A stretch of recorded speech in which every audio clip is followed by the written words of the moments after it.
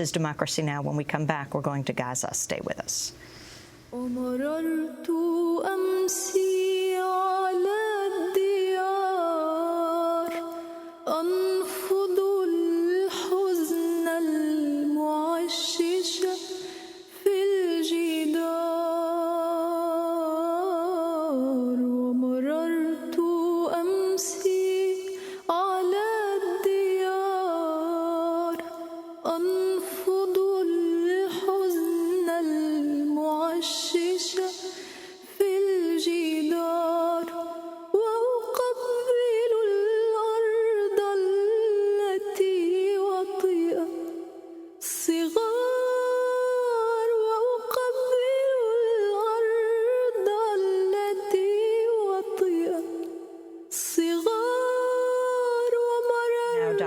The War and Peace Report. I'm Amy Goodman with Anjali Kamat. Anjali?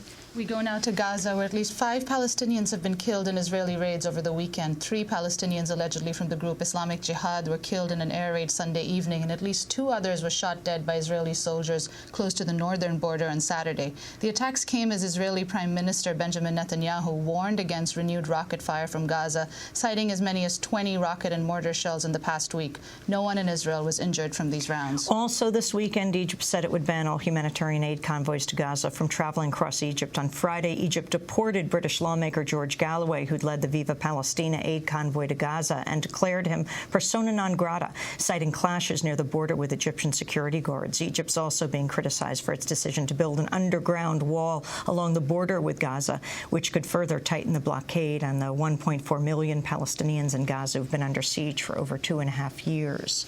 Well, we go now back to a deadly assault on one Gazan neighborhood that took place just over a year ago. The Samouni family, who live in an agricultural area in the Zaytoun area of Gaza City, lost 29 members of their family in the attack. I visited the surviving members of the family in March. The orchard southeast of Gaza City came to an abrupt stop as we turned into Zaytoun. We were headed to the site of one of the worst massacres during Israel's assault on Gaza. It was 2 months since Zaytoun had been bombed, but the agricultural town was still eerily empty. Pools of sewage, uprooted farmland, destroyed chicken coops, broken pipes, homes leveled to the ground, and everywhere mountains of rubble. A young man called Fadi Samouni started giving us a tour of his neighborhood, pointing out where his relatives' homes had once stood. This was Faris Samouni's home. The house behind it belongs to Wael Samouni, who is Faris' son. This was Nafez Samouni's house, and next to it, Soleh Samouni's house. Next to that comes the houses of Ziad Samouni, Abu Khalil Samouni, Jihad Samouni, and Hamel Samouni. And here is a 3-story building of Assad Samouni, and the house of Azat, who is also a Samouni. Israel's assault on Zaytoun was particularly deadly for the extended Samouni family, who lost 29 members in air and ground operations early last January. 21 of them were killed while seeking refuge in a single building that Israeli troops had ordered them into the previous day. 8 others were killed in separate incidents. One of the survivors, Hamid Samouni, recalled how it all began early in the morning of January 4th.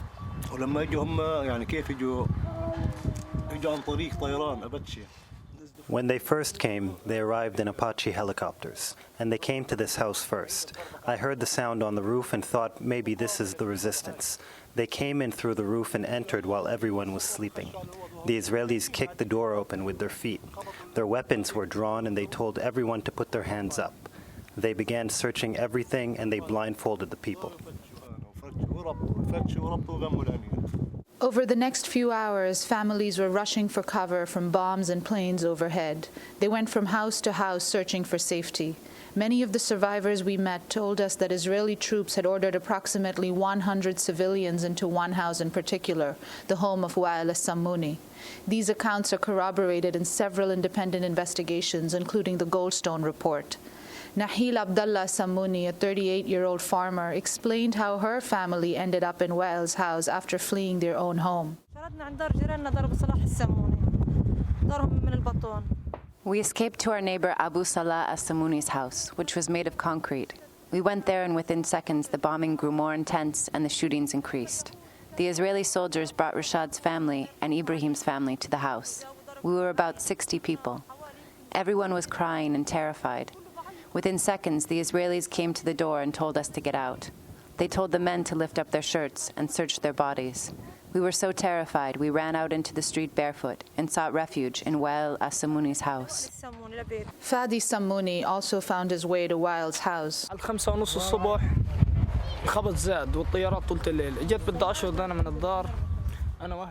5:30 in the morning, the bombing increased.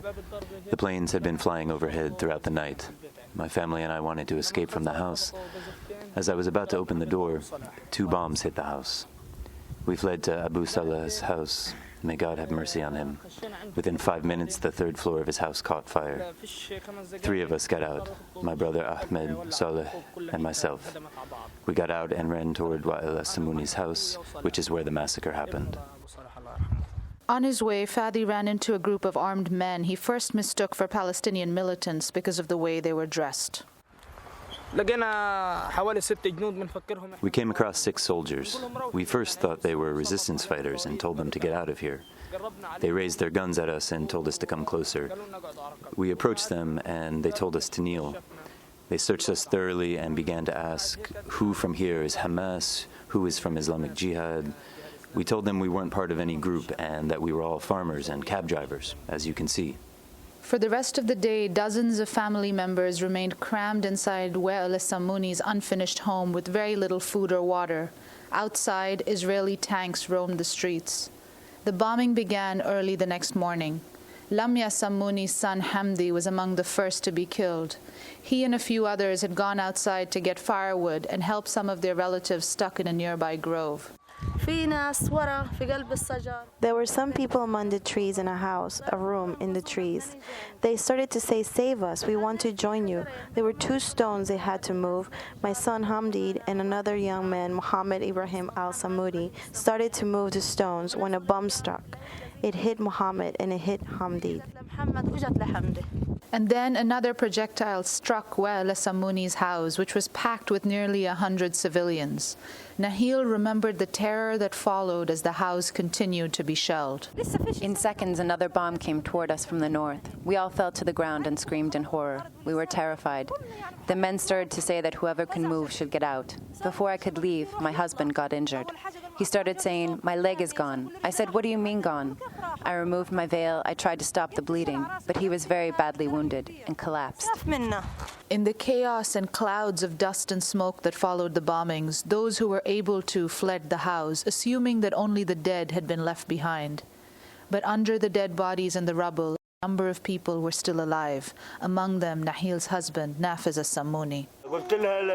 I told my wife I've been injured. She said, "What should I do? People want to get out of here." There were over 100 people in the house. It was completely full. For him, the worst was yet to come.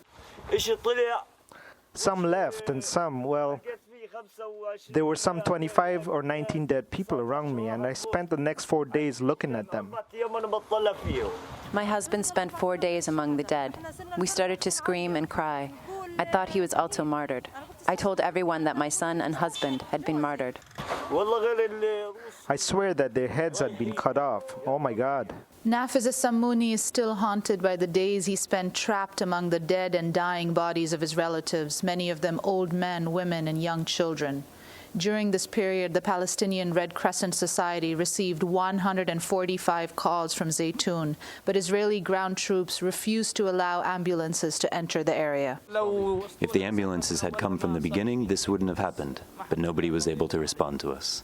2.5 days later, when help was finally allowed to approach the area, medical workers arrived on foot and took Nafiz and a handful of other survivors to the hospital in donkey carts.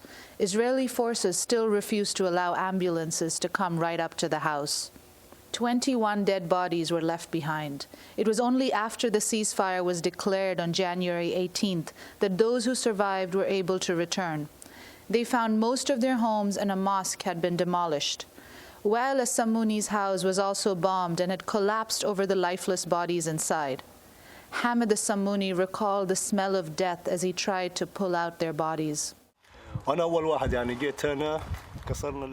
was the first one on the scene where they had dropped the bomb. There was a small opening, a hole. I went inside and I found them all.